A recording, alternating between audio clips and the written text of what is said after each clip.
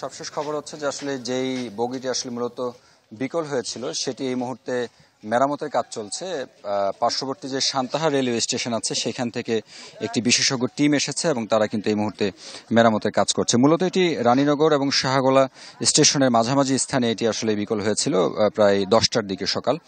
এবং যারা আসলে এসেছেন এক্সপার্ট তারা যেটি বললেন যে ট্রেনের নিচের অংশে আসলে বলেস্টার আসলে মূলত ভেঙে যায় এবং সেটি ভেঙে যাবার ফলে সেফটি প্যাকেট নামে একটি জিনিস আছে, সেটি আসলে মূলত যে ঝালাই থাকে সেই ঝালাইটা আসলে খুলে যায়, যার কারণেই সেই ট্রেনটি কিন্তু বিকল হয়ে যায়। তবে আগেই আসলে এটি বুঝতে পারার কারণে বড় ধরনের ক্ষতি কিংবা হতে যাত্রী সাধারণের ক্ষতি থেকে আসলে বাঁচানো গেছে।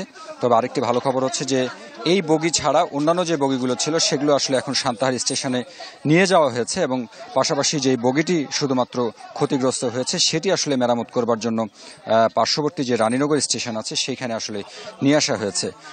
মূলত এখানকার যারা মেরামত কাজে ব্যস্ত আছেন তারা যেটি বললেন যে এটি একদমই সম্পূর্ণভাবে মেরামত হতে আরও খানিকটা সময় লাগবে, সেই সময় পরে হয়তো সেটি আসলে আবারও সচল হয়ে গন্তব্যের দিকে ছুটে যাবে এমনটা আসলে বলা হচ্ছে।